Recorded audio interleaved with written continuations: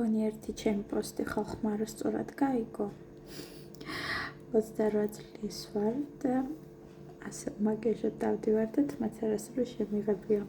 ასე რომ არ გეგონოთ რამე არასწორი. ხო. და ეხლა 2022 წელს მოგილოცავთ ჩემი ერთ-ერთი ლექსით. ადრე ყველაფრის მჯეროდა. ადრე ყველაფრის მჯეროდა, დრო კი მიქროდა ქრებოდა, ოცნებებს ვერ ველეოდი, თანაც ნელ-ნელა ვქრებოდი, ხალისით ვიცქირებოდი და სიხარულით ვტკბებოდი. ვრცელ ლიტერატურულ ნიმუშებს ყოველთვის თან ვეცნობოდი.